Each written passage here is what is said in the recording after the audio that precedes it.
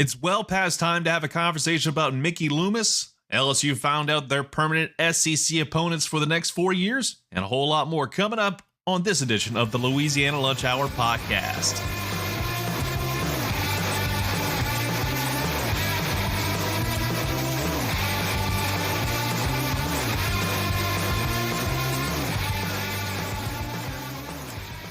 All right, welcome back to the latest edition of the Louisiana Lunch Hour podcast. Appreciate you listening in as always. It's really fun to kind of talk about everything involved in the world of sports. However you get your podcast, make sure you follow us today, be it on Spotify, Apple Podcasts, Amazon Music, whatever. You can check us out through there. Also, make sure you take some time, if you're not on YouTube, go ahead and subscribe to us there or on any other form of social media. At Louisiana Lunch Hour is the place to be. And we need to have a serious conversation when it comes to Mickey Loomis and the New Orleans Saints. Because I genuinely feel like right now this team, this franchise is in literal purgatory right now and will likely never get out of it anytime soon. Obviously, this Saints team was destined to be in rebuild mode since like a decade ago. Since Drew Brees retired, they've tried to, avoid that. They tried their hardest getting Derek Carr aboard, and he looked okay, but he wasn't the answer.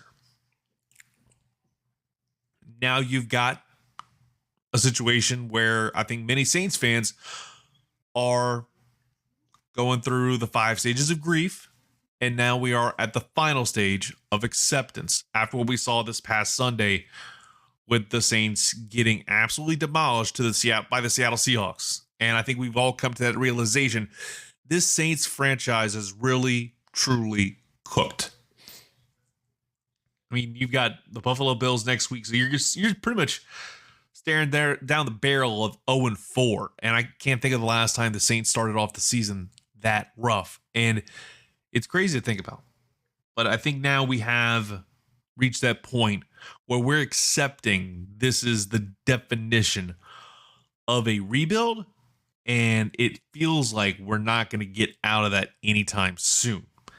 You have a quarterback that most people don't believe in. Heck, it seems like Kellen Moore isn't necessarily ready to let the reins loose for Spencer Rattler. He threw in Tyler Shaw for a little bit in the game on Sunday, but he didn't instill much faith in you either.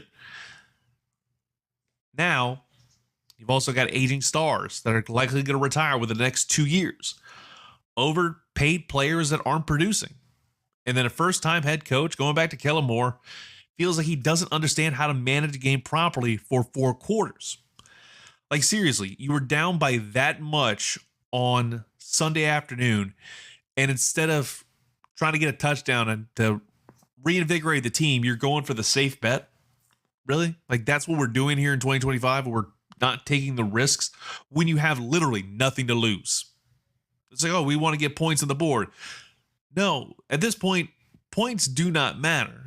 You got to try and get this offense to come alive. And we aren't seeing that.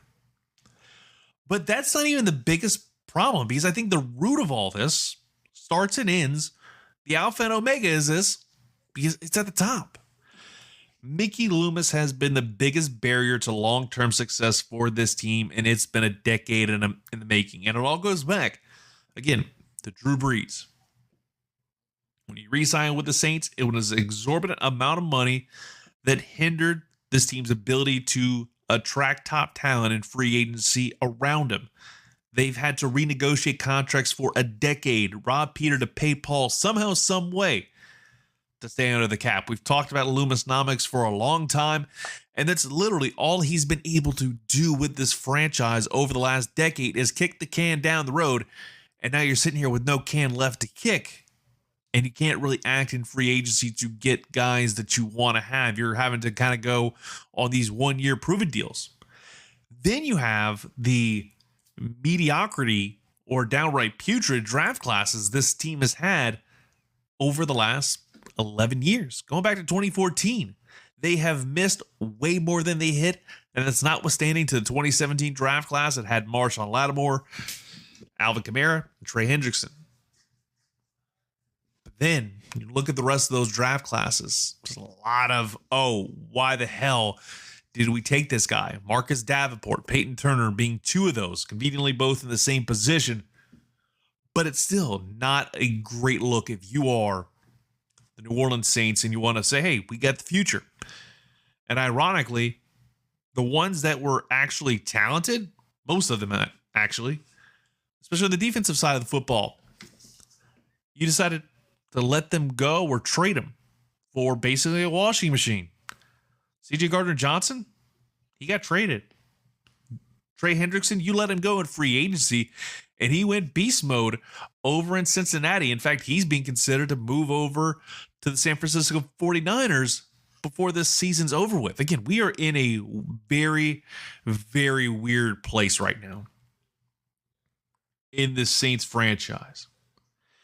And it's maddening how quickly we've gotten to that point in the last 5 years. Because you would think, back in 2018, you would think, all right, I think Drew Brees probably has like 2 or 3 more years left in him that are really good. Lo and behold, that wound up being about the time frame he was in. Let's go ahead and invest in the future.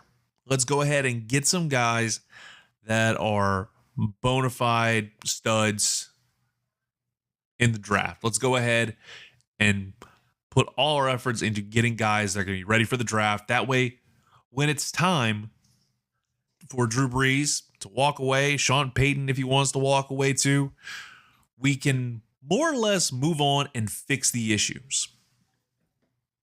But here we are in 2025, and there's no real good faith right now with this franchise, and it's mainly because of one person, and that's Mickey Loomis. He is the biggest reason why we are at this low point of the new awful Aints. And I think until Mickey Loomis is gone, the view will not change. And honestly, I think that he won't leave until he's either left this mortal coil or Gail Benson sells the team. And that leads to another question. If Gail Benson does indeed sell the team, is it going to be to people that want to keep them in the Crescent City, keep them in the state of Louisiana, or move them out of state and move them into somewhere, I'll just say, quote unquote, more desirable? All that said, I think Gail Benson almost has to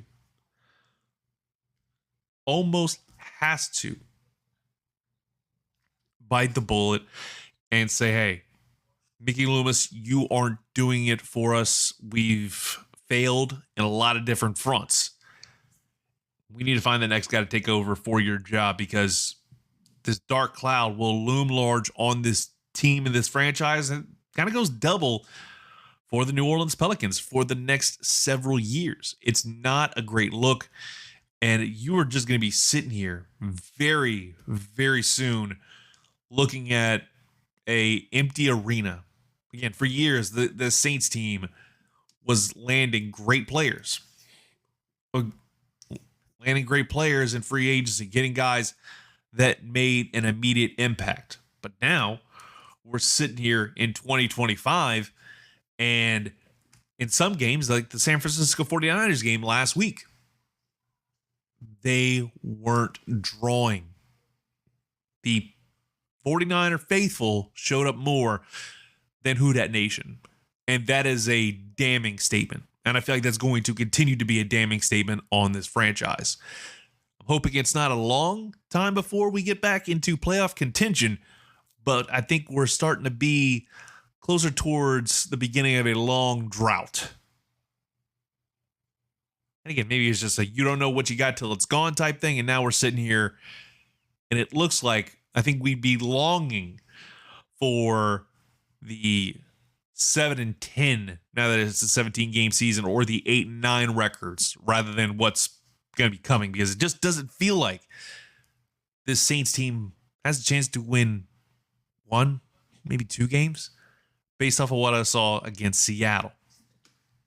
Now, looking at LSU football, they got an announcement yesterday morning. In fact, it was about LSU football's SEC opponents that were going to be permanent fixtures over the next 4 years, because later on today, they're going to announce the official SEC opponents for each team over the next 4 years. And LSU's 3 permanent opponents for the next 4 seasons, which is weird to say.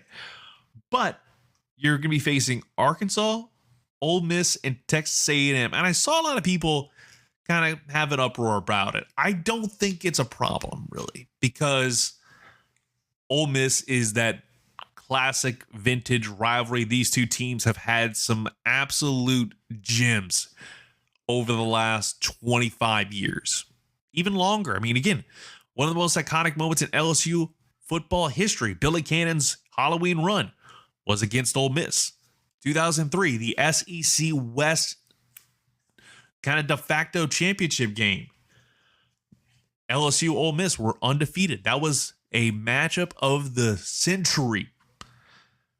Then you have one of the more iconic games, the no clock game. 2014 and 2015, both of those games were instant classics for a lot of different reasons. 2023 and 2024 were phenomenal ball games from start to finish. The shootout in 2023, was nothing short of spectacular. Didn't come out the right way for LSU, but you have to say that Ole Miss absolutely deserved to be in there. Now, I can understand the argument for Arkansas and Texas A&M not being involved in it. I think Arkansas has fallen on a lot of hard times, so that's going to be an automatic win for the next several years, because I feel like Sam Pittman may no longer be the head coach by the time the calendar flips to October, especially after the way their performance or lack thereof was last weekend. Texas A&M, the newest quote-unquote rival, I can kind of get behind it because there's been a lot of really fun ball games, especially in the very recent history. You know, since A&M had joined the conference, LSU made them they were daddy, and they were whipping up on them every single time. Jimbo Fisher managed to find a nut, and he wound up getting things done. And it's been very back and forth since that iconic 7 overtime game. So I'm intrigued by that one. Arkansas, I think it's almost solely because of the Golden Boot, which I will also say is a cool gimmick.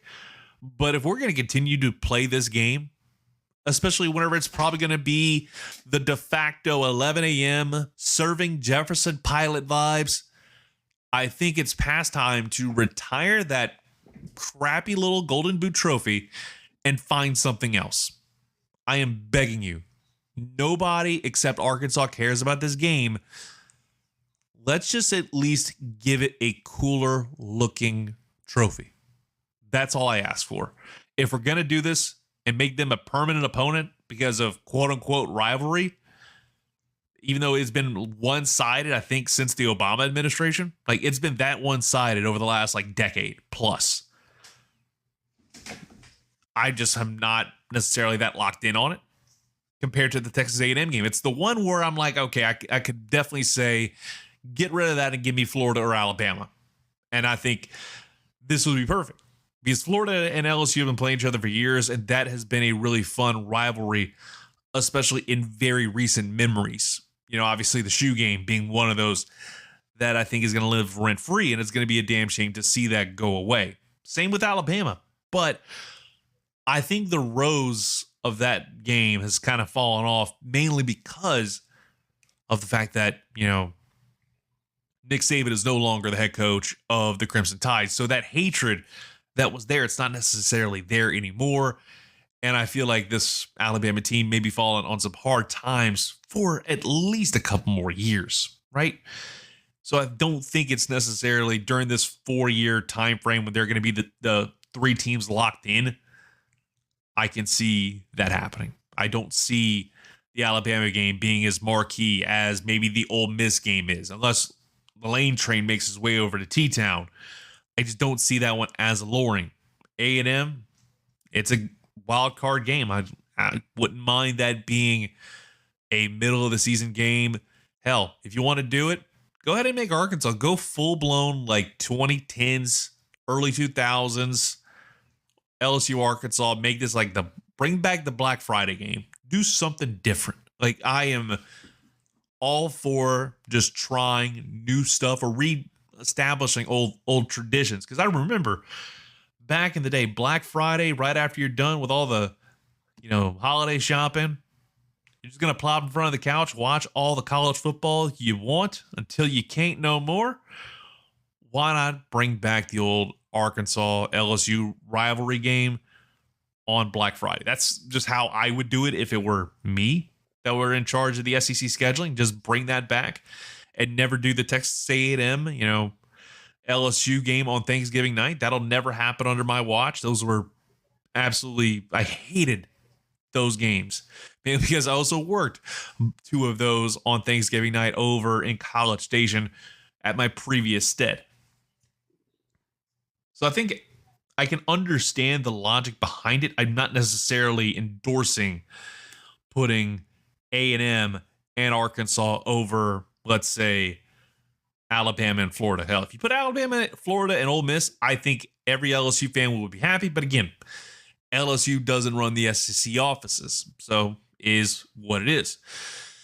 Meanwhile, the Cajuns got some really bad news on the offensive line. Get this. So tackles Jamarian Gooch and George Jackson are likely both gone for the season, according to Coach Des during the press conference on Monday. So those 2 are likely done. That means they are without 4 of the top 5 tackles are out that Louisiana started the season with. So 4 of your top 5 tackles. That is a horrible look. And then on top of that, just before I started recording, Coach Des revealed that Shelton Sampson is going to be out for the next 4 to 6 weeks with a hamstring injury.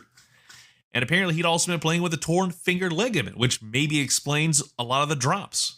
I'm not necessarily talking away what happened, but that's just not a great look if you are the Louisiana Raging Cajuns getting banged up week after week after week and losing players. Shelton Sampson, he looked a lot better in the game against Eastern Michigan. He was catching balls more consistently. It was playing through the pain. It happened the second quarter of the game on Saturday, but he did play through it. Hopefully it's a speedy recovery for him, because it's a damn shame to see that young man go down after having a really good bounce back game. It seemed like maybe he got over those yips. At least that's just what I was able to see.